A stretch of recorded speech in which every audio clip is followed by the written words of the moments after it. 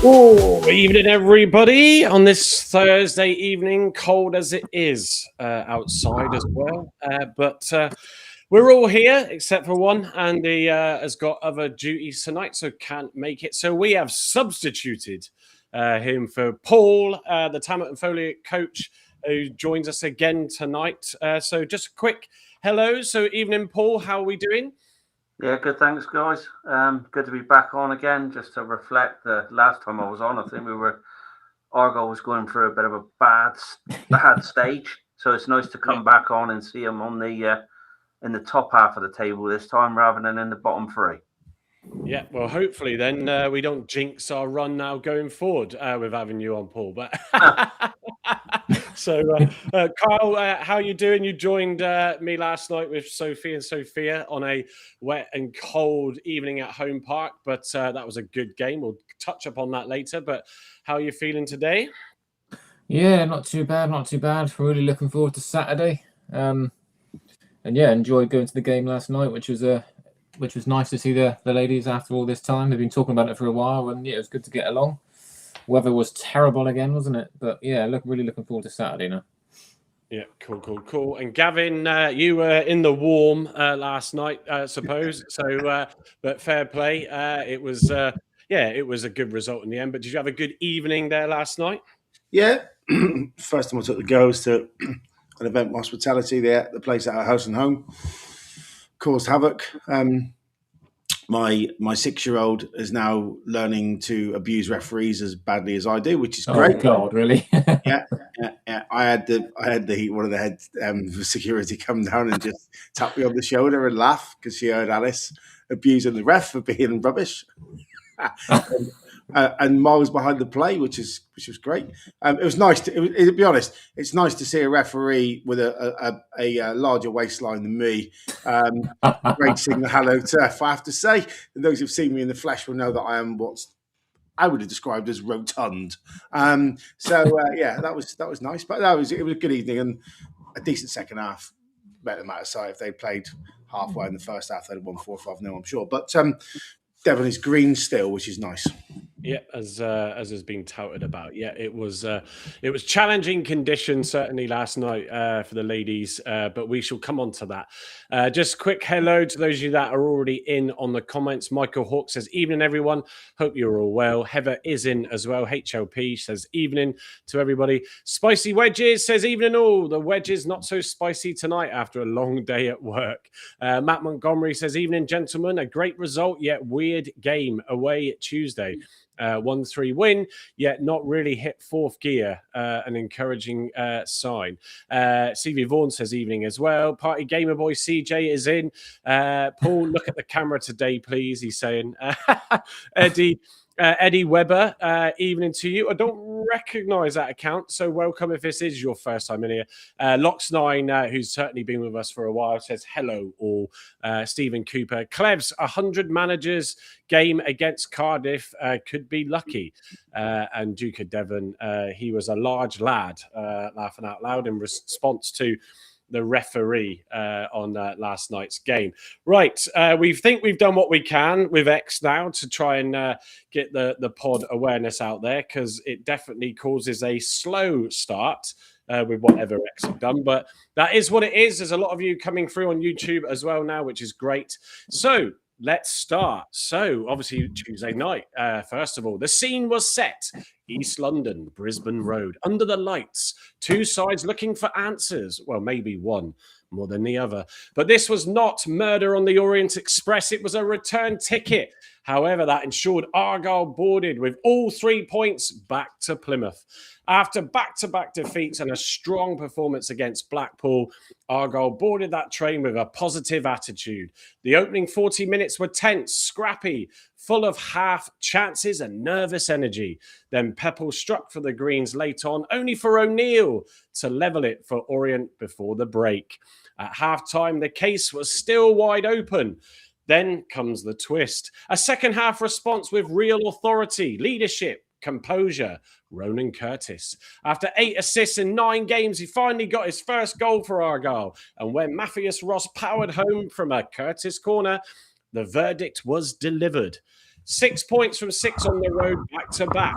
As Kaku Praro himself once said, it is the brain. Little grey cells, one must rely. And that, my friends, was all Joe Edwards and his halftime talk. Case closed.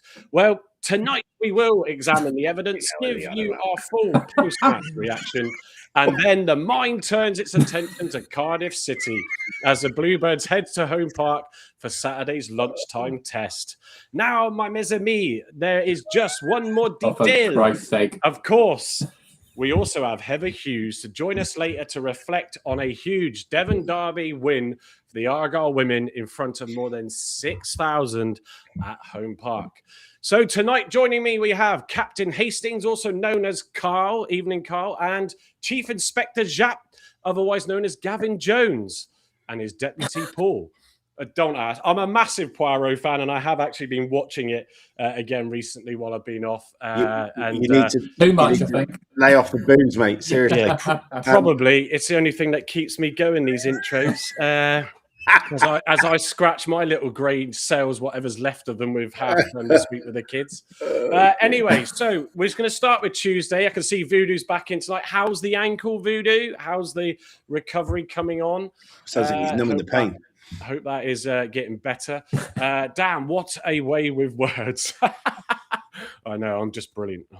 Anyway, no, jokes aside. Tuesday night, Carl, you did the watch along with me. I'll come to you first with that as a result.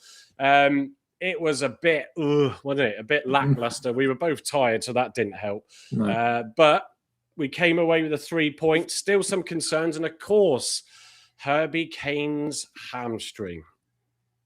Indeed, which he had his scan today, so hopefully we'll find out over the weekend after the Cardiff game how serious it is.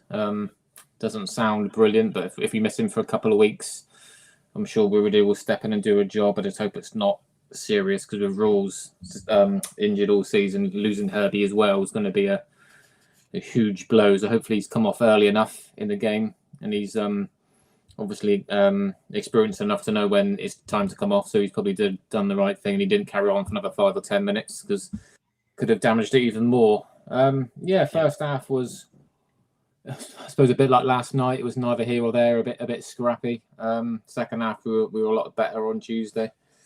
Thought Curtis had one of his best games, and obviously topped it off with a goal. Finally, he's deserved his goal for a few weeks now, and I'm glad he got it on Tuesday. We weren't at our best, but we won, which I suppose we wouldn't have done a couple of months ago. So we're starting to grind out results now, even though we're not on top form, which is good to see.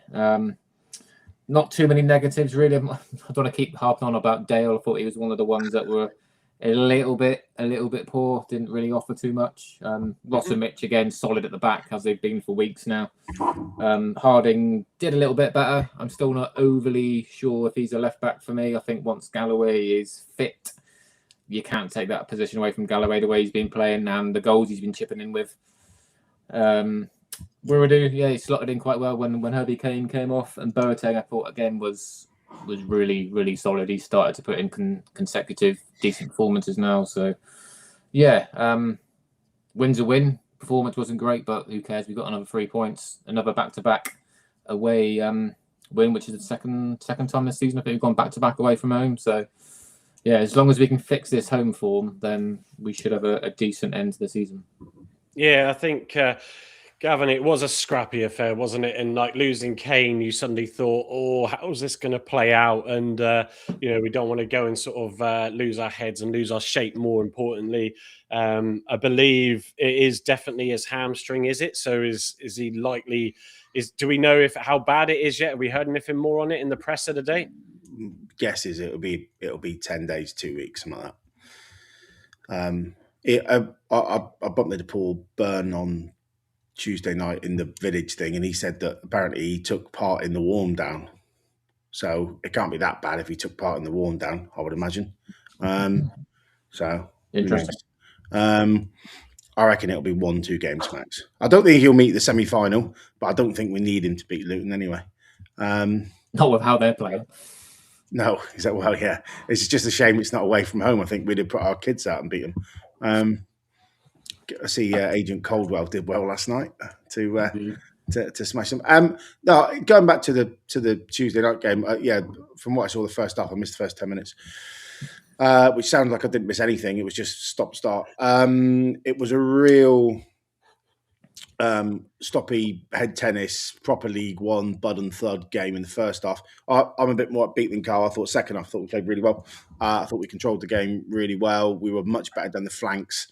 We put in a lot more crosses early. I thought that Curtis had a really good game out wide. I'm a bit nervous, and you'll probably see it with my team later about Caleb Watts playing in a wide channel because he goes missing, and I think they broke up their right hand side, our left hand side 4 or 5 times in the second half because he had drifted in the middle and done, I suppose, what he's been asked to do, which is be a bit of a wanderer, to use a 1970s film title for those who are old enough. I think we need to be a bit more rigid on Saturday, but the goals were took really well. Pepples was really good. I have to say that the delivery and the header for Matthias Ross's header for the corner was outstanding. Yes. It was an absolute beauty of a set piece, which was really good. Disappointing, Pepple didn't get a second. That was never offside. That was as bad as offside as a certain Mr. Wrights was at Luton last season, nowhere near, which was disappointing because another goal would have chalked off another minus on the goal difference. But yeah, I thought we were a very good second half, very well set, combative, moved. I think the ball speed was much better in the second half too, and we were very much deserved of our 3-1 win. And the boys have got a lot of confidence. And can't remember who said it, so I apologise if I'm not crediting you, but somebody on Twitter said the day after, the boys are starting to look like the 101 team in terms of team spirit, and they're absolutely bang on the money.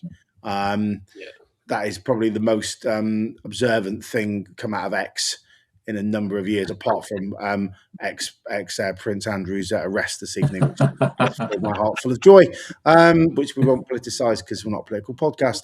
But no, I thought we were. Just want to get sued. Hey, I'd love the disclosure. Crack on. It's some publicity. How many kids have you touched? Point to the bear where they were. Good luck. But no, I thought we were brilliant to a man in the second half in terms of spirit, endeavour, fight. Took our goals well. Could have took another one if the linesman wasn't having an off day. Although I have to say the referee was better than we've had for a while. Is it Chalobah, the American again, wasn't it? Who I thought was okay. In the main had a decent game actually. He gave too many yellows, we felt, but overall I didn't pick up on him as ruining the game. No, I think he's had a yellowitis, and I think the last game he had before that, I think he dished out about 6 or 7 in the game. A bit fussy, but I thought he was in the big decisions. I thought he got mostly right. Midfield was stonking again. I have to echo. Boateng had an absolute diamond of a game. He's got to be moving into the team, to the league team of the year at the moment. The way he's playing in centre mid, there aren't going to be much better around than him. It is, yeah, absolutely. We've got to keep hold of the bugger now. Although I think he signed a 4-year deal, so we've got 2 years left at least. 3.5 years because he signed in the January, wasn't it? But yeah, I really enjoyed the second half. I didn't feel like we were in much trouble at all, which was a nice feeling to have. First half was a bit jittery and a bit horrible. So yeah, well done. 6 points out of 6, 7-1 in goal difference in 2 games. Oh yeah, which is, you'll take that all day, won't you? Having quickly watch the presses and stuff tonight when I get home from work, to see the confidence around the team and from Connor Hazard, who's actually sounding much more of a positive human being these days with 400 odd minutes of clean sheet and then only conceding 1 on the Argyle TV thing. He sounded really confident, and as did Owen Dale actually in the press conference. So I think we're genuinely building something here, and the biggest test of all comes Saturday at 12:30. Boateng, as Terry Alford's just landed in the comments. I'll just read out a couple before I come to Paul. But yeah, nicely summarised as well, Gav. Let's go back here. So CJ said, if you guys go to an away game on an Argyle coach, don't go with Coach 2 as the coach driver. Trampled a signpost. Great day that. PTR 47 says, evening to you as well. Bim, a young Akim Fenwa, Carl was saying this the other day, turning into a really good all-round player. I also asked, Duke of Devon saying, Dan, what a way with words. Absolutely. You should join them at the start for every show. There's always something I'll bring you. What's Mike been on today, says Heather. Well, I'm just buzzing still from last night. Voodoo about his ankle says not good. So sorry to hear that. Plenty of wine will cure that pain to a degree. Matt Montgomery says, Mike, you're chuffed with the result and all steam ahead as we steam ahead and set platform for the rest of the season. Mon ami. Absolutely. Finley's in as well. Argo News Hub says, good evening, everybody. BH13611. Come on, 1-3 after the difficult start to the season. Who wouldn't have taken this back then? Well, when we come on to Cardiff, it's almost like, 2 away wins, 6 points. I'm not saying that we will accept a defeat to Cardiff, but they are a great side, and you would take those points from those last 3 games. Stephen Vaughan, when was the last time Argyle won away? A double header, Saturday and Tuesday. I think we've done a lot of back-to-backs. Whether they've been Saturday and Tuesday, I don't know. Andrew T said I sounded more like Borat. I don't quite think so. Great success. You did. You really did. He's getting booted out of the WhatsApp group for that now. Rambo's nose. I love that one. Good to see you back in. I was so deflated when Kane went off, but the lads did a good job, though. What else we got? Just a Jana's in, evening to you. Happy birthday to the myth, the legend, Matty Sorinola. Oh, well picked up. Well done for that. So happy birthday, Matty Sorinola. It was good to add to see him back as well on Tuesday night. Voodoo said, although I was cheered up to see that pervert in the news moving away from his weird family. And he followed that up with, but that's enough of Gary Caldwell and Exeter. That's class. Gary getting his win last night as well. So yeah, good start for him there. What else we got? I'm going to read a few more. PTR 47. If we could get Mitchell, Dale and Harding for 400k combined, that would be a solid bit of summer business. Cool. That sounds quite cheap. But yeah, that would be pretty impressive if we did that. Lox9 says, cleverly looked happy when Ross scored, and that relief of just edging it and getting that 2-goal advantage. Matt saying, I thought Richie Welling's post-match summary was a perfect reflection of the game. Honest, summed up perfectly. And then I said, while Gavin was talking and that comment came in, can you just find out what he said? And Carl just thought he'd ask Matt in the comments rather than do some research. Just only the quality of team here at the Block 9, of course, folks. So we'll try and get what that is. Oh, there you go. Carl's annoyed now and he's gone offline. Andrew T says the ref was good, although no pen for them. And then he booked their lad for doing the same on Edwards. What else we got? I'll read out a couple more. Is there any new ones in here? Eddie Webber says, Green Army, evening to you. Ethan Prosser is in as well. And GT all saying evening. Right.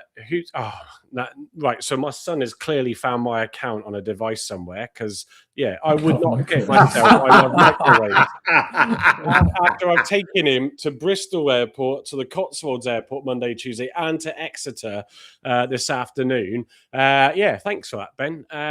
Entertaining. At least he played microwaves and nothing else. You could have been in real trouble. Well, exactly. Did he stay in the kitchen, just watch it go round and around?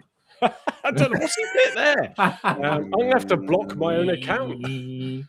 Anyway, Paul, did you see the game live on Tuesday night? Mute. Are you muted? You're muted. Yeah, I did see it. So what was your thoughts? I thought like a bit like Carl Angal said. I thought there was. I haven't seen Dale the last few games do anything for me. When he started, I thought, he looks good. Maybe a good sort of loan-in thing at the moment. But then the last few games, probably down to maybe game time or whatever, I don't think we've really seen the best of him. It was good to see that we actually played well in the second half of football for the last few games as well. Because I feel we start off well and then we go for the second half go off at half time and come on in the second half, and we're a bit maybe lackluster at sometimes when we seem to lose it in the second half. But in the Leyton Orient game, obviously the tides turned. It was a scrappy game in the first half, and then we come out and took control in the second half. I think we should have scored more than what we did. I think 3-1 was a good result, but I think it could have been easily 4 or 5. Agreed.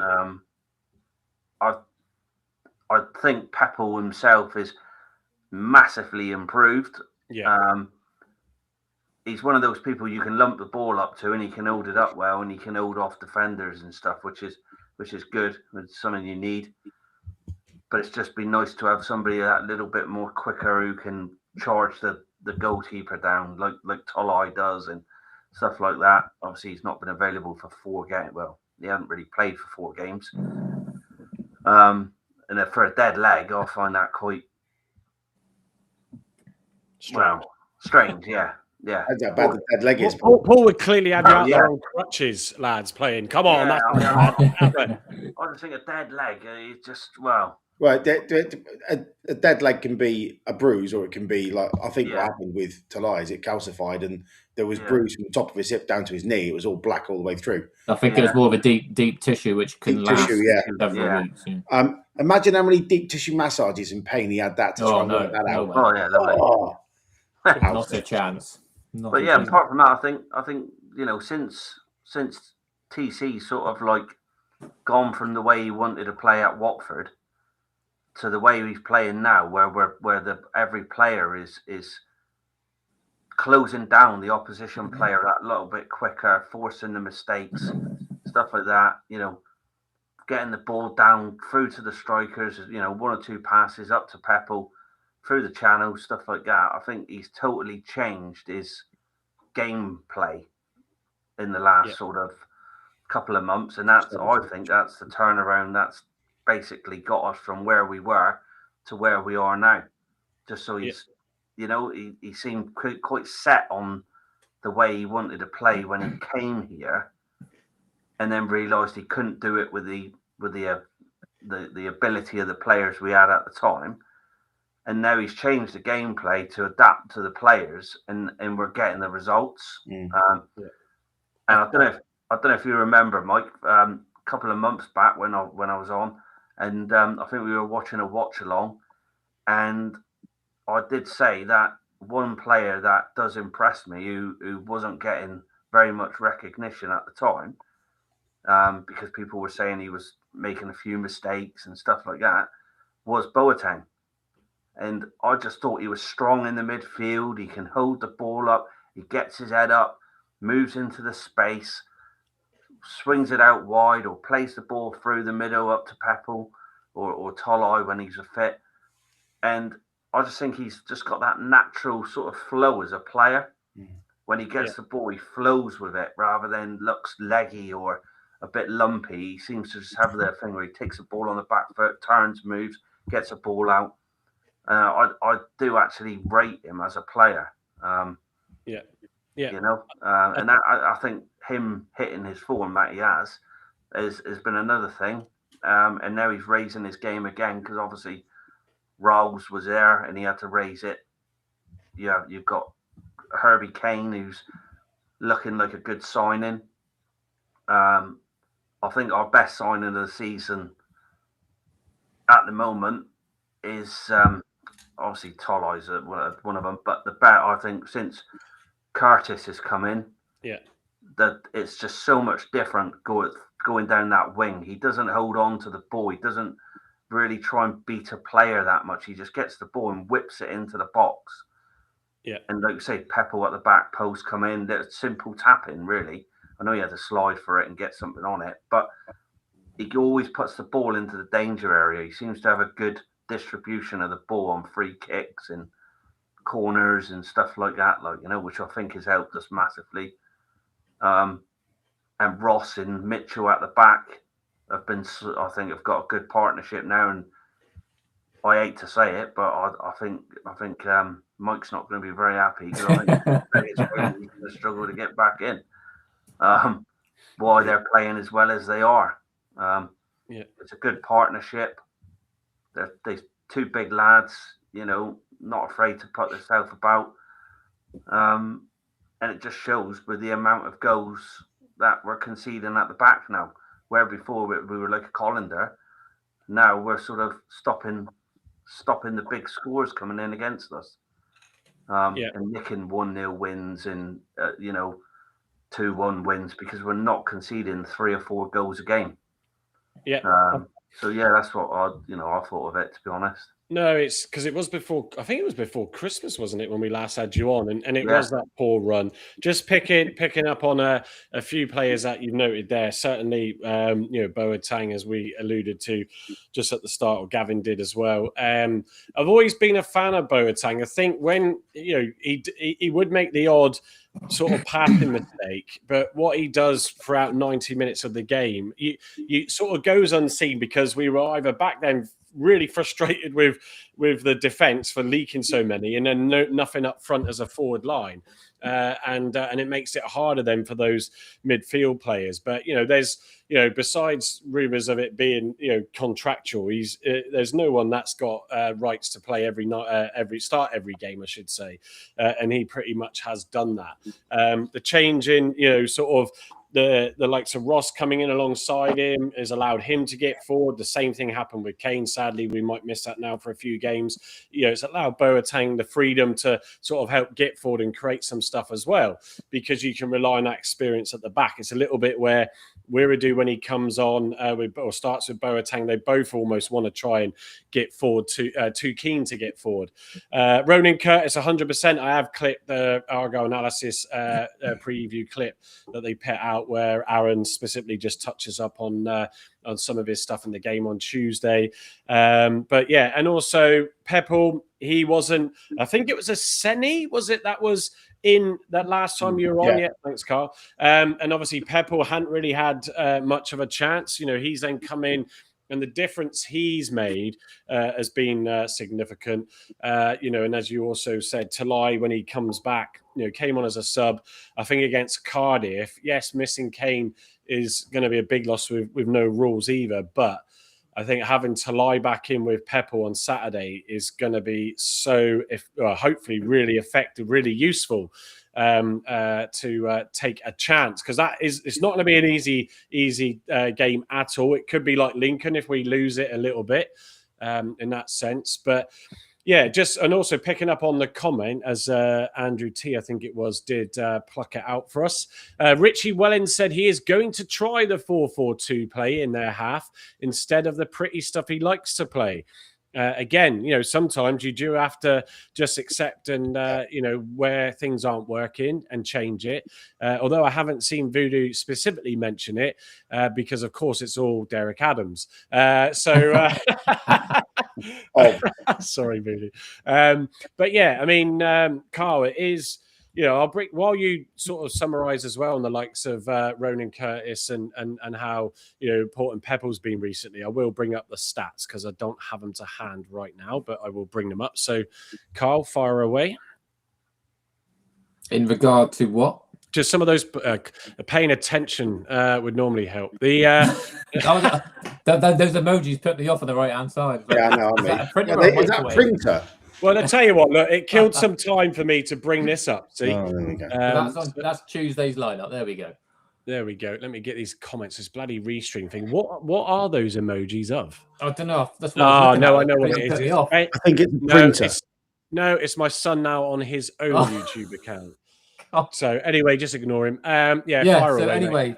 Curtis Starman, I think that's a pretty obvious one. I think he was up there as 9. Probably one of my man of the matches, along with probably Ross.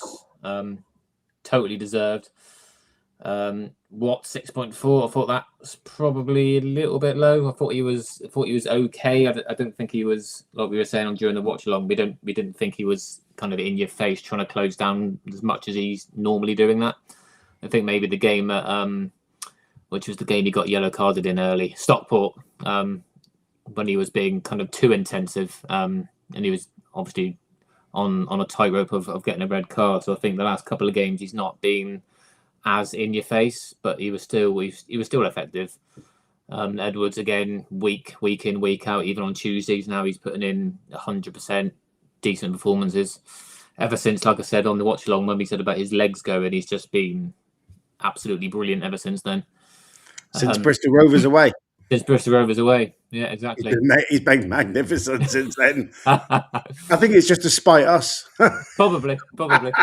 And yeah, Owen Dale with a 6.3. I think that tells a story. I thought defensively, like Gavin picked up on, he does the defensive side well. He gets back and helps out Joe Edwards. But it's just the attacking threat from that side just isn't there for me. I think some of the balls he puts in or tries to put in don't really beat your first man, or he loses possession. Yeah, I think he's still got to do a bit more for me. Obviously, Curtis has come in and has done really, really good. I think Dale's been here a lot longer and has struggled. I know he's had his injuries.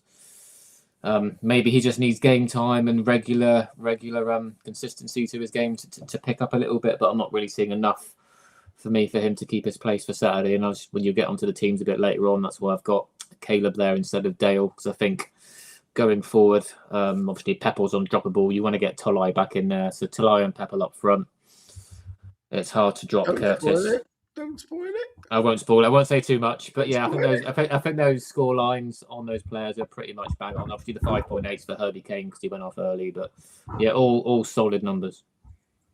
Yeah, no, I'm just going to quickly read them all out. Hazard 7.6, couple of good saves, but neither keeper had a huge amount to do, really, from what I can recall. Mitchell 7.8, Ross 8.8, and absolutely deserved. So I did see a comment earlier about someone loving Ross having a go at Hazard for not coming for the ball at one stage. Yeah, he proper had a go at him. Edward 7.2, Dale 6.3, and I don't disagree now. With Carl, I think difference of setup there, a change there for Saturday. Boateng 7.8, Kane 5.8 because he obviously didn't last more than 12 minutes. Harding 7.6. Story of my life, that. With a 9. Hey, yeah, I'd be happy with 12 minutes. I I'm not going to say it. What 6.4 and Peppel 7.9. So seconds keep it clean. Keep it clean. Yeah, I mean, any others, Gavin, to add to that? I've got the goals and all that stuff, so I'll come to them after this bit. So I'm going to be a bit of a Dale defence camp here, unlike me to go against the grain, isn't it? TC in. Sorry. I actually think Dale is doing a really effective job down the right. I think he blends a mixture of getting back and defending. There was one block shot where I think he ran 30 yards to block a shot out for a corner, which is fantastic for an attacking-minded right-sided player. Don't forget, and someone put it in the comments, I think his shot was the one that set up Curtis's goal. Was that down to the goalkeeper parrying it, though? Well, it moved in the air a bit, and if he didn't shoot, then Curtis wouldn't have scored. It was a bit of a tame shot. If my auntie had a dangly, she'd be my uncle. So he shot and Curtis scored. Move on. It's an assist. He hit the crossbar late doors against Lincoln, was it? When it was 2-1. I just think he said it himself today, actually, in the presser. He's not 100%. I think match sharp yet. I think more, one or two more games he will be. His form before he got his ankle injury was very good, and I think everyone was giving it he's the only one who's trying when we were in our rut. His performance in a very shite performance against the Scum was probably the only standout of that evening of someone who was got up and back. Thank you, Andrew. I'll just read the comment out. Yes, Gav, agree. Dale does a great job for us. There you go. Someone else has got similar views. So he's not flashy. He's not Curtis. Just one. Well, it doesn't matter. It's better than none. He's not flashy. He's not Curtis. He's not the all-round, all singing, all dancing. But I think he's very, very effective down that right. And I think he'll start there again on Saturday. Here we go. A couple of the comments now. How is that not an assist? He shot, the keeper parried it, it went in the net. Yeah, he forced the mistake off the keeper. I'll agree with that. I've stuck by Dale a fair bit, but he has just been missing. And I think Yeah, I want to see him come back because I think he is a good, experienced player. But anyway, go on, Gav. So I think Dale's should be a bit higher. So I'm now going to go the other way here, and again against the grain. Who would knew it? I don't like having Caleb Watts against a structured good side out on wide on the left, because he roams, and he's obviously got absolute free license to roam. I imagine with the way that Cardiff play on Saturday, if he starts on the left, they'll score 2 or 3 with him being AWOL down that right hand side of theirs. So for me, I don't think he starts. And actually, I think Aaron Cusack mentioned something, a line or two in an analysis show recently, saying that, because he drifts in, because he likes to get on the ball and be, all part of it, him going a bit missing from the wide left is a challenge. So I'd either play him in a 10 role, which is going to change our formation, or I would not play him against the top teams who play the ball on the ground as per and through the thirds as per Cardiff. So I have not got him in my team to be one little spoiler for Saturday. I've got him on the bench. But other than that, I thought Ross and Mitchell were outstanding again as a pair. And actually, I thought Ross outshone Mitchell this week, which was... despite the goal, everything else, I thought Ross's late tackling was great. Edwards, again, I think he's robbed at 7.2 there. Him and Dale on overlap supporting Curtis up top, I thought was phenomenal. I think Joe Edwards has not dropped below an 8 in my eyes in the last 5 games. So 7.2 is a bit harsh. When Wiradu came on, I don't know what he scored, but I thought Wiradu was probably an 8 and 8.5 as well. I thought he had an exceptional game alongside Boateng in the middle of the midfield, especially in the second half where they managed to get a bit more change out of the middle of the field. First half, it all went a bit wrong, I think, when he first came on because he wasn't adapting to the speed of the game. But other than that, I can't really argue with the rest of the ratings. Curtis with a 9. He got a goal, he got an assist, he was everywhere. He has probably been our best signing outside of Talai for hitting the ground running. His best sort of January signing I've seen for a long time. Yeah, no, I do have just pulled it up. So Wiradu got 6.9. Soranola, who came on at 59 minutes, 6.7, and Talai, who came on at the same time, 6.6. Wow. The other one was Amici, who just says 10, but that's no way what his score was. That's just his number. Came on 84 minutes. Let me just read out some of the comments as they trickle through, and then I'll go to the goals. Let's see what we've got here. Quite a few. Ben has now been told off to stop being a tool in the comments. It's a little bit of light entertainment, I suppose. What we got today, Stephen Cooper said, today when I was in my taxi, a lady saw my Block 9 shirt and said, my son used to play for Argyle. It was Craig Taylor's mum. Anybody got that memory? If Andy was on, he'd go, oh, yeah. Back in 1916, I remember being at the ground. But yeah, don't recognise that person. Someone else might do in the comments. Nicholas G, if people, I hate this autocorrect, if Pepple keeps scoring, his price will just go up. What else have we got here? Stevie Vaughan saying, with Sheffield Wednesday definitely down and the prospect of 2 out of the 3, if Leicester, Blackburn, West Brom coming down, all big clubs, next season's League One will be tough. Well, as the playoffs are still firmly back in the line of sight, we might not need to worry if we go up. Whoa, wait for the tidal wave of reaction. Where are we going? Voodoo also hit the crown in his response to me mentioning Derek Adams earlier. Derek the King. Matt Montgomery said, like Boateng, reads the game well, always gets a toe on the ball and gets his body shape in a good position when competing for balls, buying a number of 3 kicks for Argyle. Dad, the Janice says, if you could just pause the podcast for 5 minutes while I'm working near the big spinny thing, that's very loud. I can't remember what he does now. Party Gamer Boy CJ just saying that he's a big up the Embraer aircraft. I did, if you've noticed it in the comments, yeah, my son's big into aviation and I built a website app for it. And so he's got an invite to that. If you're into that, go and check it out, yokeaviation.app. There you go, a little plug for my own thing. What else we got? Matt Montgomery saying, Daddy Mike is telling the Block 9 kids off. Yeah, well, Sophie's gone. gone up now, so get a bit of peace. Nicholas G, a good challenge for a Saturday. I think we can get something out of the game. What else have we got in here? Luton must be kicking themselves selling Bim for peanuts. Well, always great in hindsight, isn't it? Agree with Gav as well. That's what Andrew said earlier. Dale does a job for us. A bit of a mixed reaction on that one. Brian from Boston, Massachusetts did come in earlier. Saturday's lineup should be the same minus Kane and adding in Talai. We shall see what the gents have got. And Ben Collins was in as well. So evening to you, Ben. Nicky's in. Mitchell again. LA. I love the fact when he punched the pitch as well when he pit in a tackle. That was Tuesday night, wasn't it, Carl? And he was just proper fired up in that second half. Right, let's move on to the goals because I'm conscious of time and we have got Heather as well to get through, as well as a Cardiff preview. So where's me goals? Here we go.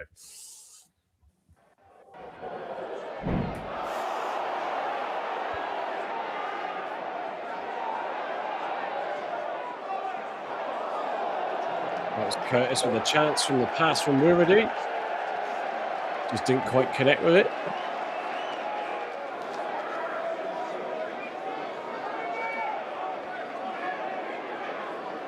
No commentary on these Sky highlights. That had been Talai. He'd have buried that on his left peg. Yeah.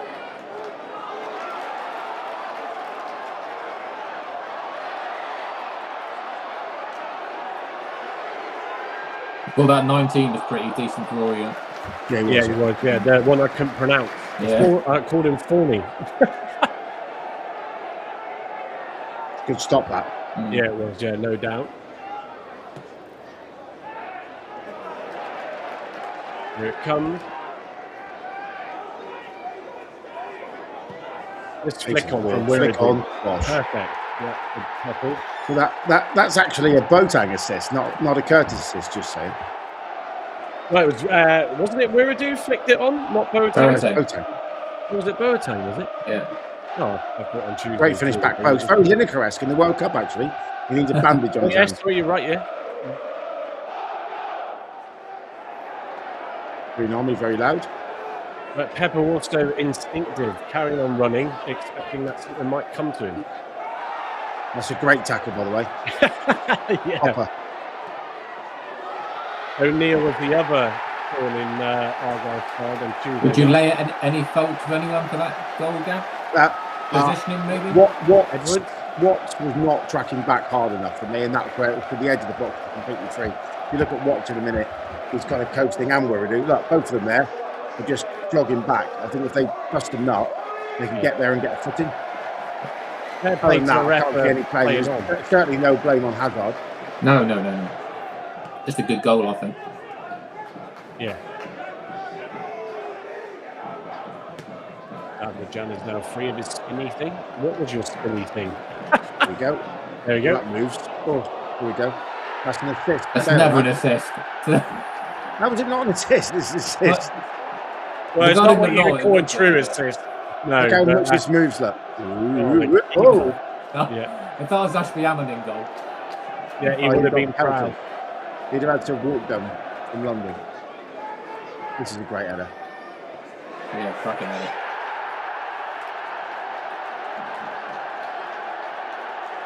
Great finish. That's one of the best corners we've had all year.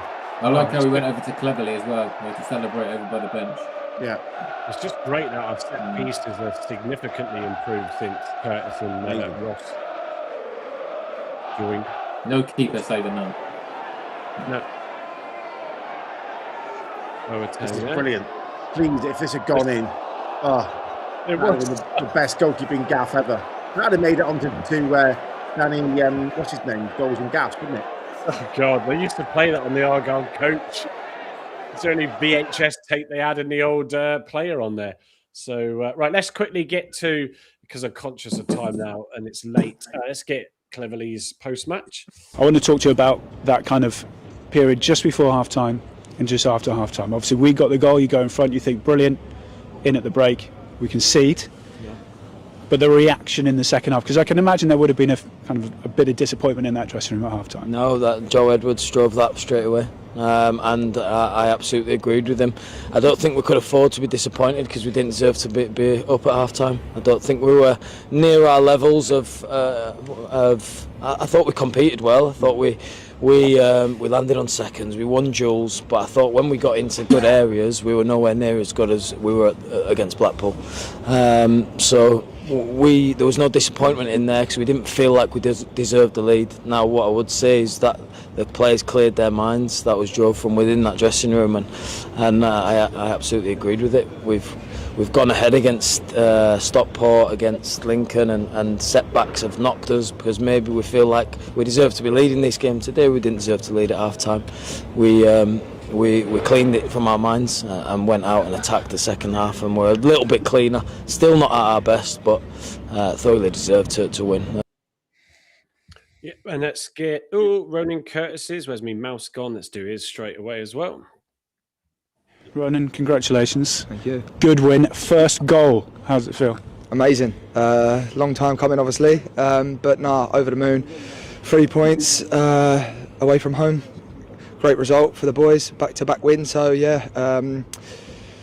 great feeling. Get my first goal for the club, especially with our away fans. Packed it out, so it was amazing. So really, really happy. I've actually done you a disservice. Goal and assist, wasn't it? Yeah, goal and assist. Should have had. Contributing. I think I should have had more, to be fair. But no, we'll take the assist and the goal, and we'll move on. You said it's a long time coming. You're obviously a new player here, but I think it shows a lot to the impact that you've had in an attacking sense that you feel it's a long time coming. What is it then? Relief, joy? Yeah, relief and joy, a bit of both. Don't matter who scores the goals, obviously, as long as we win and put in a great performance. I don't think we were at a level best tonight, but to win away from home like we did, even though when you're not at your best, it shows great character from the lads, and every single one of them have dug in deep. Even the subs that's come on played a part in it, and we've got the. There we go. I don't know why it ends up clipping these end bits. I think, again, it's just an annoyance from Restream. I'll probably drop them an email. Well, I mean, as Gavin, you said earlier about someone's comment on X saying that we're starting to look a little bit like the 101 winning league team. And, you can hear it there from Curtis. Even Mitchell's post-match Blackpool interview, that's legendary now already. It's just those sort of shame to lose those injury situations, and that's the risk. We could get more coming. That's what we don't know, even with those coming back. But look, I mean, he has done such a good job, hasn't he? Outstanding. I think it always helps, doesn't it, when you slip into the first game, get 3 assists, win. Was it 3-2 or 4-3? 4-2, whatever it was at Bristol Rovers. 3-2. Can't remember the score. Yeah, because it was a late winner, wasn't it? It was a late winner, yeah, from Peppel. 3-2, wasn't it? And from then on, he hasn't looked back. I like the way that, first game for the club, he was all over the dead ball situation. That's got better and better. He obviously clearly works hard with the 2 centre halves at corner time offensively. He's a big character from what everyone said. I love his confidence. He rocks up to games in his baseball cap. He was in the bar actually at Club Argyle with Mitchell at the ladies' game last night, and was certainly looked in good spirits with Mitch. I imagine those two together will be a good night out. He's an all-round player, isn't he? He can defend. He's 6'2". He heads the ball well, wide. He's got a good dead ball cross.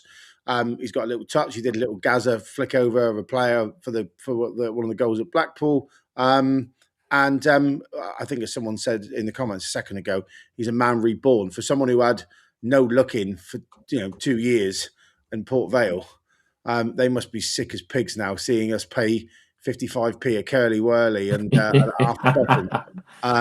For a guy who's probably now one of the best wide players in League One, they must be sick as a pig. But hey, he's doing really well for us. Luckily, we've got him on, I think it's a 3-year deal as well, so that's fantastic. And he's got his best mate back Saturday, by the looks of it as well. So long may it continue. It's a breath of fresh air, and I think be involved in 9 goals since he come in January, I think is phenomenal. I mean, to be fair, he was played at left back at Vale in a really struggling, poor confidence struggling team. So Great coaching. Great bit of coaching. Play him at left back when he's right-footed, and he's one of the best wide crosses of a ball going. Fantastic work. Yeah. So he's brilliant. Yeah, breath of fresh air, and I think he's been a big catalyst to everything that we've done well since he's come to the club. Yeah, I'm just going to quickly run. It's only a minute and a half, but Aaron's assessment of him with Charlie Price. Now we've got him as the main kind of feature of the image of Argyle analysis today. But Ronan Curtis has made such a big impact since he arrived from Port Vale, and it's kind of crazy to think that it was his first goal yesterday evening, but he had another all-round good performance. Yeah, he did, and of the 8 games he's been here, he's been involved, Charlie, in 9 goal contributions, and now his first goal. And what he's doing, he's getting into very dangerous areas. I mean, he's been played a little bit more narrow in recent games by Cleverley, but it's also his contributions. So this is his corner initially. It gets swung out to Joe Edwards, and then this ball in here is just terrific. It's become accustomed to his qualities. He's able to put the ball in that dangerous red zone. Great little flick by Boateng and Pepple on hand, but it's his qualities, it's his outputs. Players are judged on their outputs. But look at him here, Ring. So obviously we've already seen this, but this is him following up the mistake from the goalkeeper to tap in his first goal. But he had 2 key contributions last night and a goal. This is his corner for Ross. Look, it's right on a sixpence. It's right in that dangerous area where we're able to attack the balls, and there's such an inviting ball in. It really is. That the centre halves must really enjoy going forward for set plays, because they know the quality that's about to follow, and that is worth for me. Oh, there we go. You can see that Mitchell's, getting on goals. Ross getting on goals. Galloway was getting on goals before he had his hernia and stuff. So it's clear that that's where we've been missing massively. And we've even seen Sorinola delivering better balls in when he's had to step up since even Ross, let alone Curtis, came in. So I think someone pick it out for me because I can't remember, but Cleverley did note one of his coaching staff are working on the set pieces. Yeah, it's Lapthorpe. Damien Lapthorpe. He's basically been working hard on this from day one. I think what's different is Curtis sounds like Derek Adams. And to be fair, he was. That's an absolute Derek Adams signing because he's been watching him torment Argyle for God knows how many years at Pompey. So it's nice to have the thorn not in your side, in someone else's for a change. But yeah, the set piece work obviously has been done. But a mixture of staff. I know that Nance gets involved well, but I think Lapthorpe is the leader of the pack, as it were. And it's just pace of ball. How many years did we watch? Schumacher, Lowe, Rooney. The list goes on. We did a little bit better on the Miron, but a floaty ball across, which a defending centre half just like bang, thanks very much. That's me gone. It's just a pace on the ball now and the direction are absolutely superb. Oh, it's Bevan. Sorry, Matt. Yeah. I'll bow down to your superior knowledge, and I've had a very long week. Begin with B. I knew that. So yeah, you're right. I think the way it's being coached now is far more of a science than let's just float one into around the penalty spot and see if someone can get the red on it.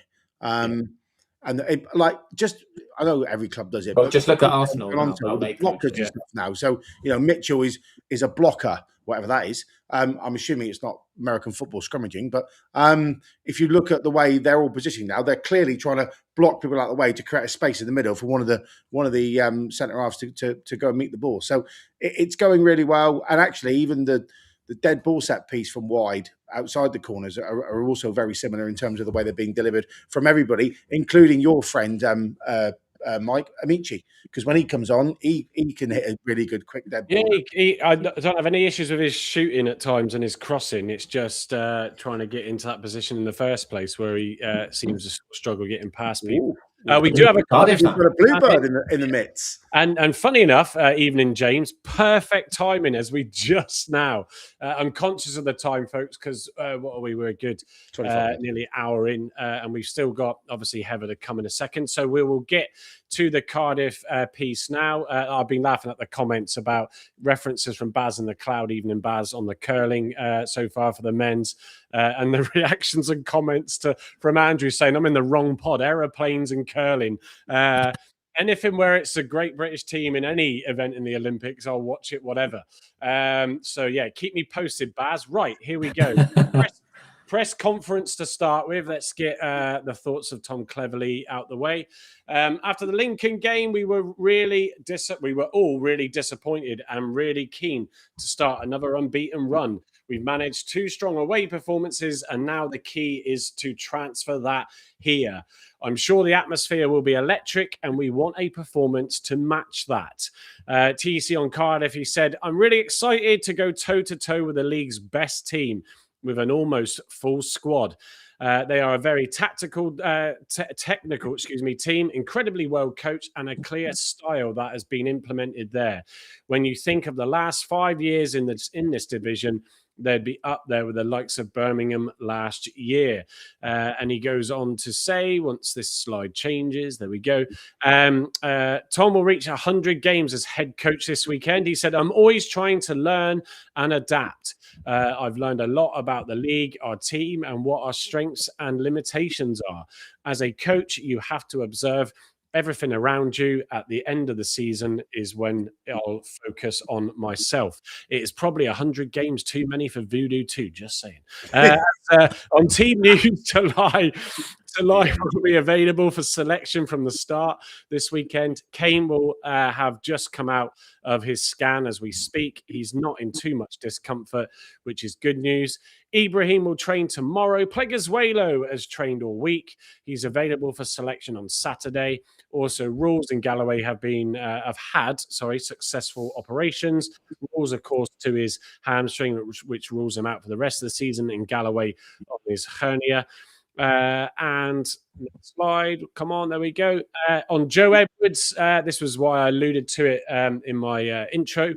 It's unbelievable. I can relate to Joe. We are very similar in age. To not only be available so often, which TC obviously wasn't, but to be performing at the high level he is very impressive. His leadership too, he's a big part of why we've turned things around. He does say, as I put it in the snippet earlier of his post-match, about how Edwards took that halftime talk, and obviously we came out and delivered that performance. And also what we got here on Owen Dale, who was the player being interviewed. It's been a fantastic week. 7 goals in the space of 4 days. It's a testament to the lads, to the staff. There's definitely quality in the group, and now it's starting to show. We've made a conscious decision to be good at the basics and play to our strengths. We are being aggressive on the front foot, and that's the best way for us. On himself, he said, I can play off either side, but I'm creating a good relationship with Joe Edwards.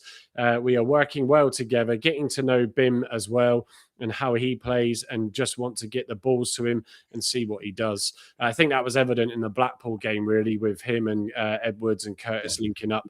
On Cardiff, he says it will be a great game and a real good test. What we've done in the last 2 games is by no means easy to do. We've shown a real tenacity and cutting edge. It's a great test to show what we are actually, and then that cuts off. But I'll come on to this last one. They pack Home Park every time. This is in reference to the Green Army. Incredible fan base. We know they'll be right behind us, especially in the moment. Hopefully it will be a really tough place for Cardiff to come. It gives us a boost. I'm trying to sort the comments out. It gives us a boost.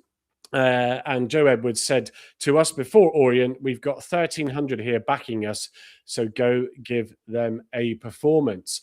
Right, I'm going to jump straight in to the lineups.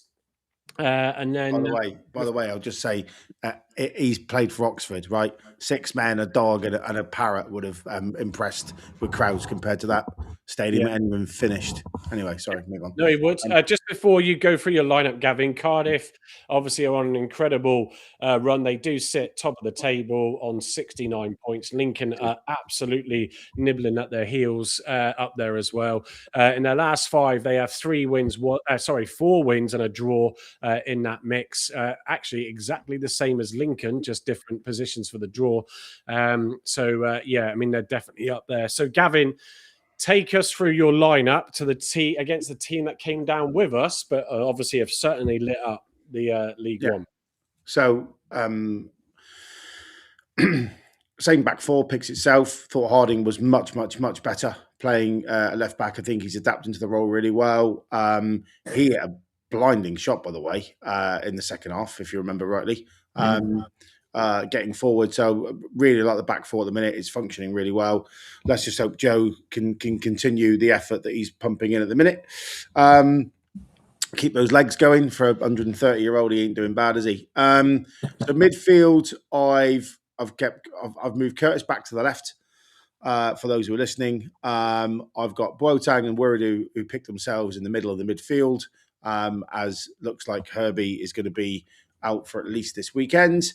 And I've gone Dale on the right of midfield for reasons earlier, pom-pomming him in our little, thank you very much, Brian Perinata. That's very kind of you to say my lineup is class. And then I've gone up top to Lie and Pepple. And I'll tell you why I've gone that way in that formation. Cardiff, and no doubt our Bluebird will tell us, are playing at the moment 4-2-3-1. They are playing very well down the flanks. They're scoring a lot of goals through the thirds. If we play Watts, thanks Stephen Cooper. If we play Watts, it's like lining up my links for me. It's like a radio show. If we play Watts down the right and not Dale or Saranola, who would have been the other one, I would have. I think will be picked apart very easy. Very, very easy. Because Watts will wander off. His defensive duties aren't as good as it could be, and he ain't going to get up and back and help out Joe Edwards. So that's why I've gone for more defensive-minded midfield. Dale holds the shirt, so Dale keeps the shirt. However, I will say, and this is for a friend of mine who sits behind me on Saturday, I'd also happily see Saranola playing that shirt on Saturday as well. Oh, I was just about to say that. And keep Watts on the bench to come on if we need to chase the game.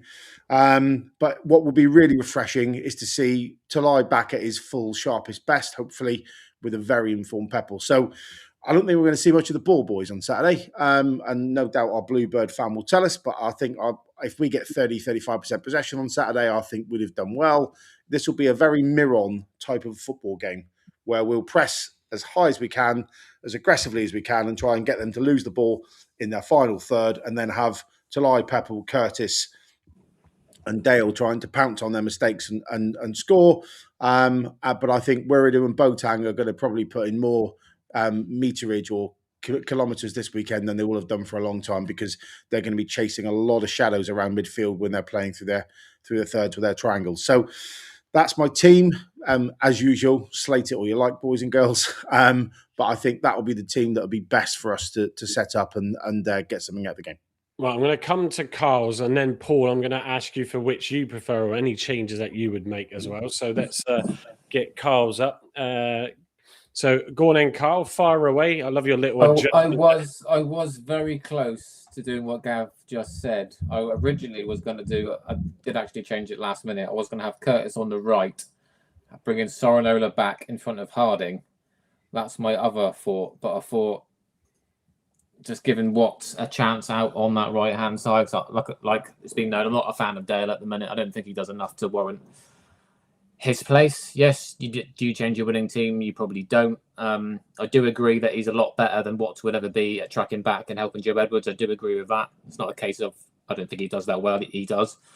I just think the attacking threat from him and his balls into the box aren't up to it, which obviously Watts is head and shoulders above Dale for that. But I do worry that, like Gavin said, he's not got that ability to track back. But at some point, he needs to learn that part of the game as well. I'm sure Cleverly's trying to work on that side of it. I'm sure if he wants to improve as a player as well, he'd want to get better at that as well. So for me, that's what I would go for. Obviously, the back five pick themselves at the moment until Galloway's back. Then I'd prefer to see Galloway instead of Harding. I don't think Galloway's droppable. I know his injuries is taking him out of that, but yeah. And then obviously bringing Tulai back up front of Pepple. I think those two as a combination is going to be, like I've been saying for weeks now, is going to be frightening because of the way Pepple's playing at the minute, and we've really missed Tulai's goals.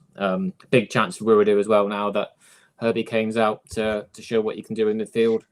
But yeah, I think that's the team I would like to see. And the only other option, like Gavin said, and what I was going to go for, is having Curtis on the right and having Sorinola on the left, which I wouldn't mind seeing that at all.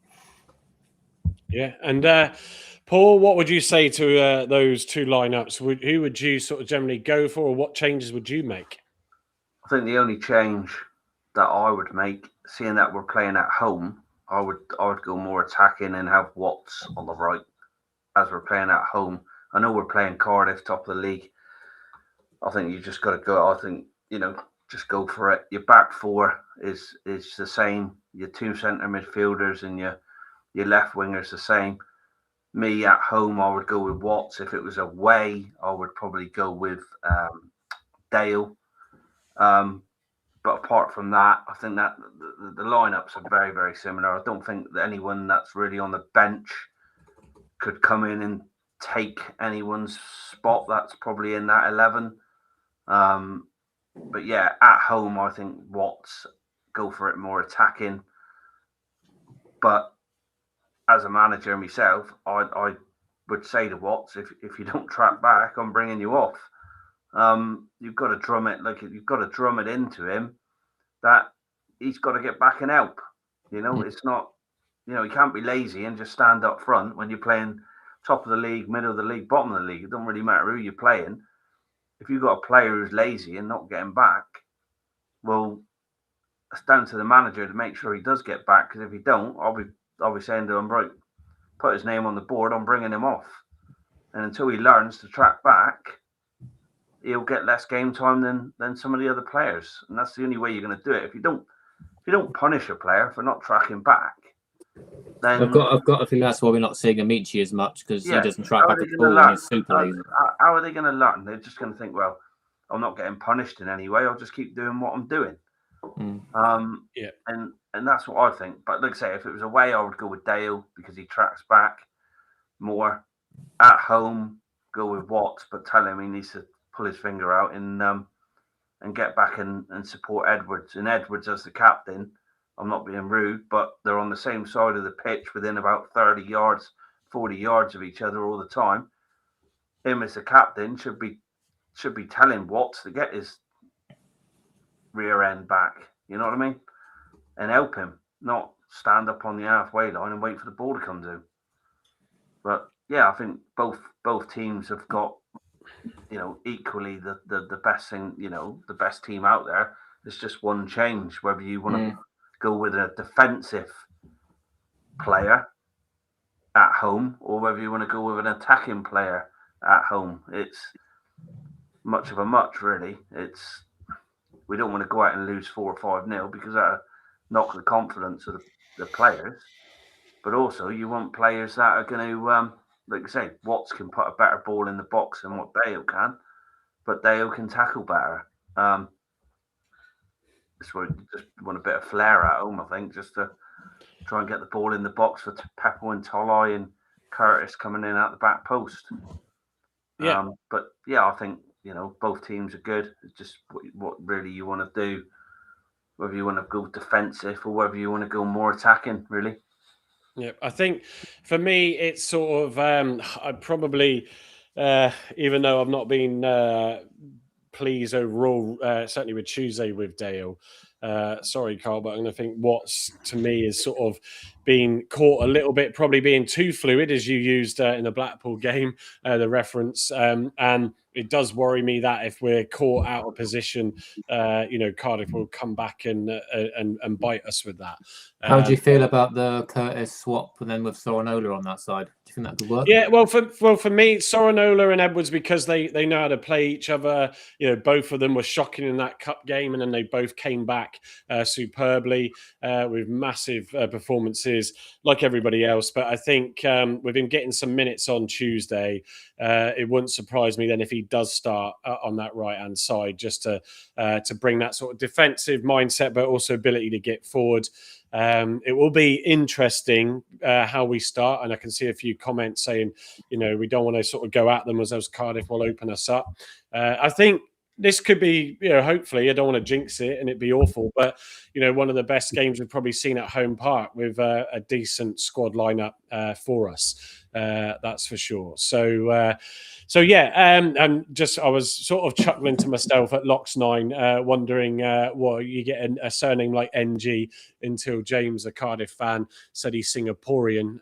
It suddenly reminded me of Tom Cotton, the US Senator, who kept pressing the TikTok CEO on his association with Chinese government when he was clearly not Chinese and he's Singaporean.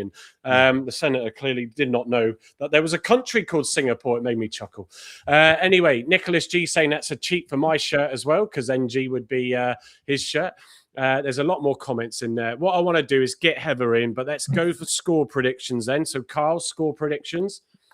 I'd love us to get a draw. I think I'll be over the moon. I'll snap your hand off at a point already. But I think Cardiff will have far too much for us. And I think, a narrow defeat, 2-1 to Cardiff. I'd like to see a point, but I think it might be a bit too strong and our home form's not brilliant. Definitely. So I just put Heather and Scarlett in, and I noticed that the camera is reflected, is mirrored, obviously. So it had Devon is green backwards. So I just flipped it for you. So sorry, Carl. What was your score? Did you say 2-1 to Cardiff? Unfortunately. Okay, he's going for a defeat. Paul, what are you going for score-wise? I'm going to be a bit negative as well. I'm going to go 3-1 Cardiff. 3-1, wow. And Gavin, bring us some positivity and not another defeat. What are you going with? Sunny side up. I think Cardiff will score. They're absolutely insatiable at the minute. I spoke to James Greenacre about the Wimbledon game, and he said that Wimbledon troubled them, and then they just put the afterburners on and blew them away. But I think we're a better side than Wimbledon. I'm going to go 2-1 to us because I can't bet against us. And I think it will be very tough, but I think our back four's as solid as it's been all year. And we seem to play better against teams that want the football, which is what we were in the mirror on, really. So I'm going to go 2-1 to us with two transitional goals. And I think our back four need to play out their skin to keep it down. Yeah, fair enough. I went with a 1-1 draw in the WhatsApp group league predictions chat earlier. I think it could be a really, really good game. It's either going to be 6-1. Yeah, well, I wasn't far off my 6-0. I only was missing 3 goals and the conceded one. But I just think I think we're going to learn from the Lincoln game, and so we are going to be a bit more alert to that. Hopefully, touch wood, we don't lose yet another player in the first 45 minutes. But fingers crossed, then we can hold fire. Well, if we lost, would I be disappointed? You're talking a team that have just been absolutely awesome. James himself is going with a 3-1 win to Cardiff after getting 6 points from these last 2 away games. You can't be too disappointed, but it would be great to get a point or even sneak a win and see a good result at home. So Duke of Devon going 5-0 Argyle. Come on, lads, be positive. Nicholas G going with a 2-2 draw. Terry Alford as well. That was a 6-1. Lox9 with a 2-1. There's lots of comments. I'm going to unmute Heather and Scarlett now because you were noisy neighbours while you were getting ready there. We want to get on because we are well over the hour. So thank you all for sticking with us tonight as Rambo Knows is going 2-2, another draw as well. So, there's a small matter, isn't there, Scarlett, of a game that was played last night on a nice wet and windy while you were fine dining, Scarlett, in the View, seeing the photos of your lovely meal and your VIP wristbands. Hopefully you enjoyed that experience as well as the game. Yeah. Do you want to give us your little summary of how you were feeling after last night? The floor is yours. Did you enjoy the game? Yes. Yeah. So what was your favourite part of the whole day? Because there was loads going on, wasn't there? I loved the goals. Yeah. And a big 3 points. I'm going to move you up to the top here. There we go. And a big 3 points. So what did you think of the 2 goals then? It was a brilliant strike, wasn't it, for the first? And a fantastic run to Kivel. Heather will correct me. Kivel. Yeah, thank you. Yeah, 2 brilliantly finished goals, weren't they? He's talking to you. What? He said, were they good? Yeah. Don't worry, Scarlett. That's exactly how the guys respond to me. So you're fine. What did you think of that strike in the first half? It was a hell of a goal, and I've forgotten her name, so I'm so tired. Apologies. Phoebe Hampson. Thank you. What a strike that goal was, Scarlett, from out wide. We had perfect view of that from our block 9, seeing that go into net. I bet you were really happy when that goal went in. Yeah, I was. It got really loud, didn't it? Yeah. Yeah, were you as loud as Gavin's 2 daughters, who were also giving it large at the game? They were the other side. Oh, yeah, the same side, actually. She was too busy. She had a little sign, so she just kind of jumps up with her sign. Excellent. So, Heather, go on and give us your synopsis of the game. Over 6,000 at the ground last night, which was great. Obviously, yes, they were free tickets, but it was good to see a massive turnout for the ladies, and overall a brilliant result as well. Yeah, absolutely, definitely. Like you said, you had the advantage of sitting where you were to see those 2 goals. Unfortunately, because we were down the other end, we didn't get any goals in our nets. Either end of the game, to be honest, which was a good thing. It was lovely seeing, like, you could tell there were definitely men supporters there.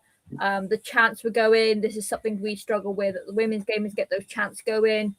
And even like when the goalies were taking the kicks, it's like those little things that, like, they say, I'm not going to repeat it on air, but like stuff like that just gets behind the girls, and it just gives them that motivation to almost felt like they were dragging that ball into the net for them.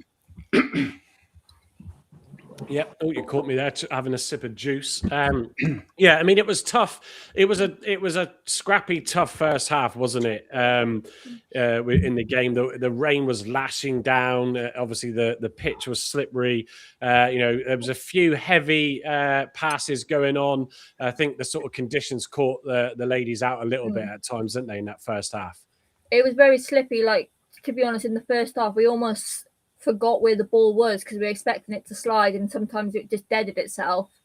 So they were almost like fumbling they were going, but the ball kind of stopped. So they were like, that little fight in the middle was what kept holding us up. Yeah. But it was. I'm trying to think of throughout the game. There was in the first half.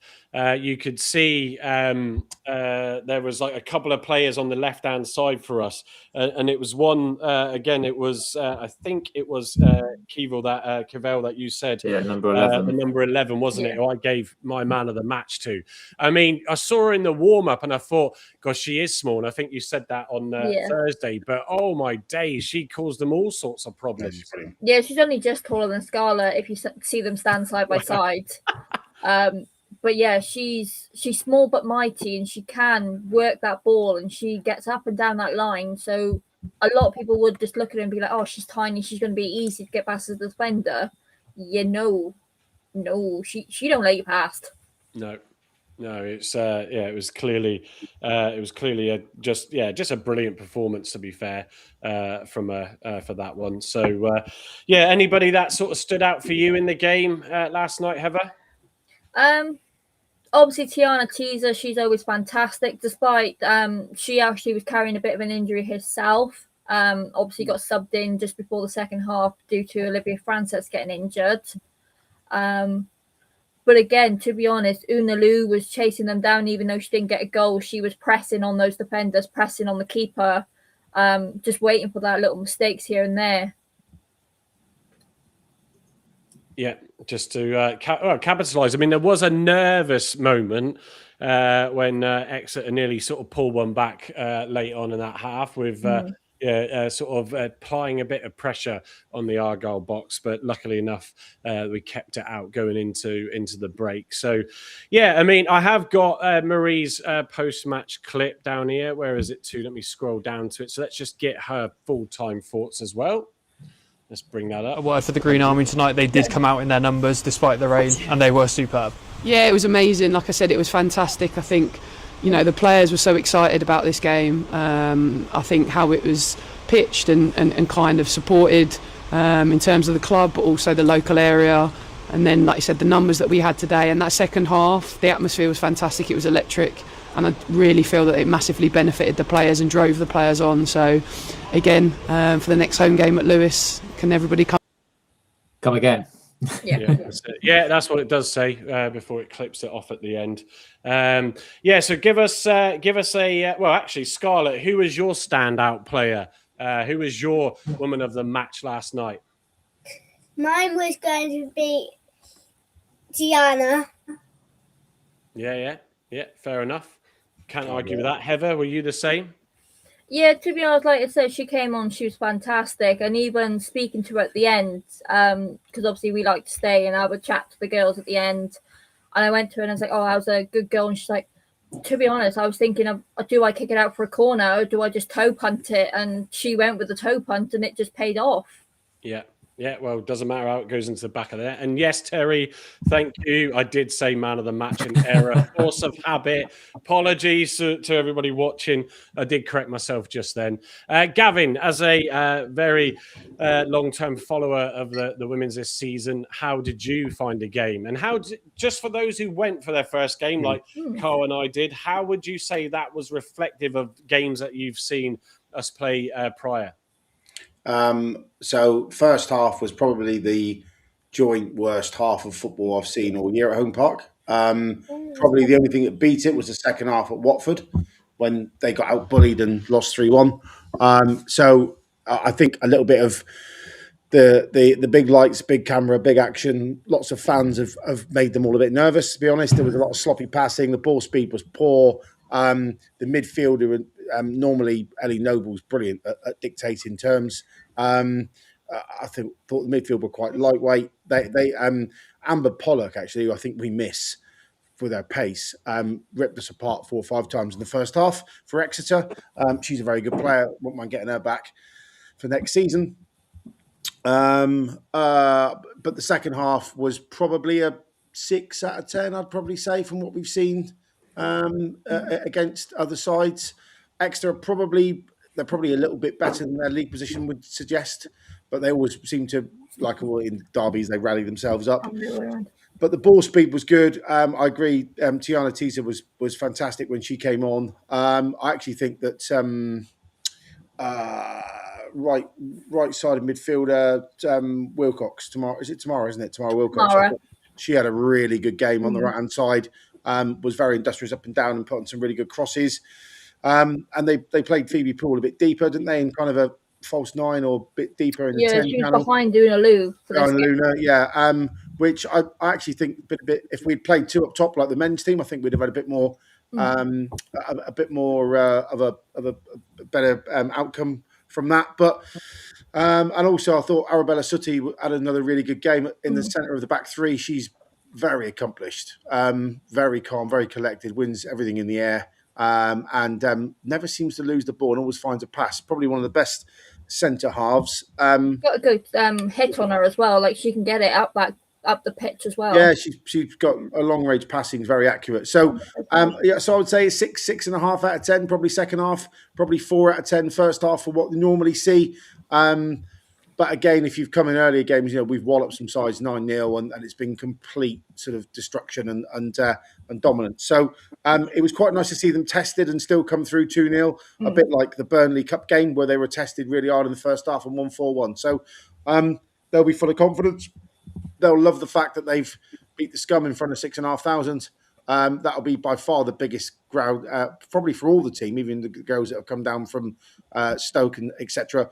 Probably the biggest attendant crowd that they've played under. So I don't think the international women get many, do they? The Wales girls. So I don't think even they would have played under an attendance like that. And I think it was just great for the women's game. Hopefully 600, 700, 800 of those that attended last night on top of the sort of 1,200, 1,300 we normally get come, and we start to build towards that 2,000 figure at home for next season. That'd be fantastic. But credit to the club, credit to all the teams around that were really good. Rugby, cricket, gymnastics, everything else beforehand. I thought it was a really good day, and it was a good spectacle of women's sport, full stop. Did you get involved in gymnastics, Gavin? Or? I did, mate. I only went on the ring, though. Because the ribbon wasn't enforced enough, apparently. So that was a bit harsh. But there we go. And I tried to teach my daughters how to play cricket properly, but one's left-handed, so I can't do anything with that. But no, it was a really good day all in all, actually, and hospitality was pretty good too. Up in the View, and I think all the young girls that were in there were behaved impeccably. There was no food fights, no food throwing or tantrums. Everyone seemed to get on well, and yeah, apart from my little one, and the Asbo that she is, and yeah, it was great. It was a really, really good day. But I think they've played a lot worse this year, and won more convincingly. Yeah, no, good. Oh, Sophia's still up, not in bed. Sophie's in bed. Sophia, Half term is a nightmare. Yeah, it is. Yeah, it is. Thank you, everybody, for staying with us tonight, because it has been a long one. A lot to cover with Tuesday night game as well. Paul, I believe you went as well last night. Did I hear Carl say that right? Yeah, we were there last night. A couple of the my son went from Tamerton, and CJ and Nick, the coach, and all that lot, took his other two sons as well. So we were all there watching. Yeah, I because we don't go very often. I didn't think we were, poor in the first half. I thought we were okay. I thought the other team didn't really pose much of a threat. A few through balls that, if they were a bit more on their toes, Exeter could have potentially put away, but obviously they weren't. Second half, I think we were probably, better than the first half, and that showed. I did say, I think that we would go with, when it was 0-0 at half time, I said I think someone's going to nick this 1-0 with a sort of 80-minute goal. I don't know what minute we actually scored our first goal in. I don't know. 86, and I think 90 plus 4.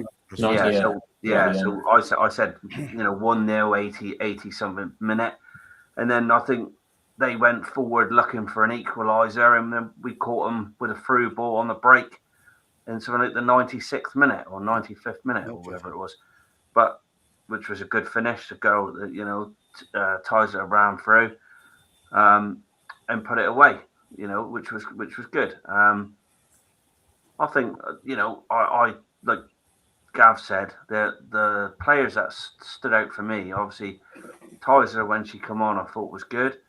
I sort of thought, to be honest, that Noble, who was scoring, Ellie Noble, who was scoring a lot of goals earlier on in the season, I felt she was staying around the midfield quite a bit last night, and sort of not looking to score many, not looking to score, more sort of bossing the midfield. I didn't really see her make any mistakes when she got the ball. She held on to it well, looked for a pass, and sort of distributed well. So I thought she was one of, another one of our better players. And I thought that the little girl on the left, the number 11. Yeah, Kivell. Yeah, Kivell. I thought she was, when she started, I think Exeter was sort of muscling her around a bit and throwing her around a bit, especially on the second half when we were down in the corner and she was trying to keep the ball in the corner, and it looked like they were sort of falling on top of her and kicking her at the same time. I thought she grew into the game as the game went on. I thought she was going to get muscled out of the game, but like Heather said, she was a bit of she might be small, but she's got a bit of grit about her. Bit of a pocket rocket. And I thought she done well as well at the end. But yeah, I thought it was a good game. Didn't think Exeter sort of were that much of a threat. And thoroughly, I think Argyle thoroughly deserved the 3 points. Yeah, I think there was only Heather. There was that one chance that Exeter had in the first half. I remember where they were. They were very much 1-on-1. I don't know what player it was, and she decided to sort of strike it from about 40 yards out rather than try and take it forward. And you thought, oh, you missed your opportunity with that one. Yeah, she is the top scorer in the league at the minute. So she's got 19 goals already this season. I think they've got 15 games now. So they. Sophia's what Carl's goal. If she's left unmarked, because she had that one opportunity where she was free and she saw her chance, but unfortunately it did just go straight to H's hands. Obviously, second half they did have that second chance where it did bounce and it did almost go over her. But other than that, I don't think she really, in the nice way, H did much that game. She caught a few easy passes, but nothing really felt threatening. I thought her distribution was pretty good as well. She was quite quick to roll things out and distribute the got ball. the best quite feet quickly, of all- any yeah, goal really in the good. club. Yeah, she's Yeah, really well, good. we still have that 8-second rule like you have in the men's game. So obviously the ref normally shouts in the middle like he's doing his little countdown, and she just bangs it, either hits it up despite still carrying a knee injury, or she just rolls it across the ground and the defenders do what they do and they send it up the line. Yeah, no, well, look, it's I'm definitely struggling now. It's been such a mad, long week. I've had this week off with the two kids and doing a lot, and the football Tuesday night, Wednesday night. Thoroughly enjoyed it, and obviously tonight with you all. There's a lot of comments that have come through. Your mouth dropped on one of them, Scarlett. Who did you spot in the comments? Donna. Yeah, tell us a bit about Donna. Evening, Donna. Who's Donna? Donna. She teaches you football, didn't she? Oh. There you go then. Yeah, good to. I think we follow each other on Insta. So yeah. Yeah, she's a season ticket holder for the men. I think she sits in that corner pod normally. So, but yeah, Scarlett loves her, and obviously her daughter helps at the half-term club as well. Yeah, well, look, we are, Donna, looking for someone to join Heather to talk about the women's game. And we do probably, well, if we can get the odd show before the end of the season, good practice. But we would like to do like I say, a Tuesday night maybe session where Heather and whoever can join her can talk about the ladies' game, solely dedicated to that. So please send in your suggestions if you want to join for that. A couple did ask what the price was for a game. It is £5 usually on Sunday. So let's wrap up, and I can see Brooks in as well. So it should be one of those people, hopefully. I'll drag Brooke on. She has no say in it. Voodoo, there were 6,500 there. Just to let you know. Just gonna say. I did see two comments. Obviously, someone asked when the National League Final Cup final is, and that's the 28th of March at QPR. I know it's a 3:30 kickoff. That's as far information-wise I have seen myself. We're still trying to figure out if there's buses going up to that. And then I did see the Grumpy Loyal posted that Bournemouth is slipping because they did actually lose to Oxford. Who knew big bad Bournemouth could actually lose a game this season? Oh, they're getting twitchy now because of how well we're doing. We beat Oxford twice, so if they could beat Bournemouth, who knows? Yeah, absolutely. And Voodoo, yes, it was near to that mark. It did look a good crowd last night. Someone mocked me when earlier in the season on Twitter. I can't remember who it was, when I was saying about how much it costs to run the team, and I said if we got in the champ, we'd get 3, 4, maybe 5,000 a game. And someone thought I was going to be carried off in a straitjacket. Just goes to show, doesn't it? Anyway, there we go. Not that I'm always right, but mostly. No, so next up, just to be candid, next up then, Heather, for the ladies. They are away this Sunday. They are playing AFC Wimbledon, obviously away. They actually had a good game as well last night. They beat Lewis 2-1. They are sitting in the relegation zone. So obviously they're lower down and they're looking for the points to keep themselves secure in the tier 3 as well. So it could be another game, basically both teams fighting for the 3 points. Is that Wimbledon's home ground as well, isn't it? Yeah, is that I do believe they are another league team that do play at the men's home ground. Yeah, at Plough Lane. Yeah. I am just I'm scratching around quickly to see if I can, out of interest, find out how many Exeter City do have as an average crowd at home. Well, six or seven, isn't it? 6 or 7. Oh no, 6, 7. That was 6, 7. Started her off. Thanks, Rob. Start her off. We had that. That's all that. Actually, funny enough, in their last game against Wickham, it was 6,188. It's nice to see our ladies get more than the Exeter first team. I thought that's a brilliant way to end the show. Is it ever? But yeah, Sophia and Sophie were. At one stage, I adjusted the old Argyle chant to include the 6 and 7. And there was also a group of ladies behind us, yes, on the back row, who also, one of them said hi on YouTube comment earlier. So evening, if you are watching. Voodoo's saying, so Argyle women get higher crowds than the Exeter men. Is that right? Yes, it is in that case, in that game. We will take that. You'll never sing that. 6,500 for your women's team. You'll never sing that. Yeah, there we go. They were reporting as well, because obviously in hospitality, they were saying it's the highest watched women's event for the entire week as well. So that was fantastic as well to achieve that. Yeah, well, look, it's anything likewise we're doing with yourself on it. Yep. We did see, Carl and I did see some comments on Facebook earlier, and you just shake your head. But you accept that you're going to get those people, sadly. But yeah, look, we want to bring more of that to you. And certainly, like I said, I see Donna, because of the game she plays, wouldn't get to many of the ladies' games. So that would be a challenge to join in. But I used to play. When I used to play football for Tabby, she plays for Horrobridge. So normally our Sundays would be full of just playing games against each other. Yeah, exactly. But I'm sure there's more than enough that we can conjure up to get 3 or 4 of you to do a show. Right, it is time to wrap it up before I crash on my feet, as it is 10:05. So, kids, you should be in bed now. Scarlett, Sophia, it's way past your bedtime. But as it's until 11 last night, there's 30 little stop out. Yeah, even tonight is now. I got back at 9 o'clock tonight. You're out for your daddy's birthday, weren't you? Yes. Well, there you go then. And look, we want to see more decorations on that bedroom wall of yours. Oh, more pictures coming. That's it. Right. Anyway, so thank you, everybody. There's too many comments, like I said, to try and read them all out. But for those that joined us late on or midway or whatever, thank you as always. Remember to like, subscribe, follow whatever platform you're on. Thank you to Heather, Scarlett, Paul, Gavin, and Andy. No, Andy, Carl, even. Andy? Oh my Andy's days! in the comments. Of course, I've not aged that much. Comment. And Carl, that's quote of the night. That is, Paul. He ain't aged that much. Oh dear, this shows how tired I am. I was expecting a comment from him because he came in, Carl. I thought he was going to mention about City. Yeah, exactly. At the point that was mentioned.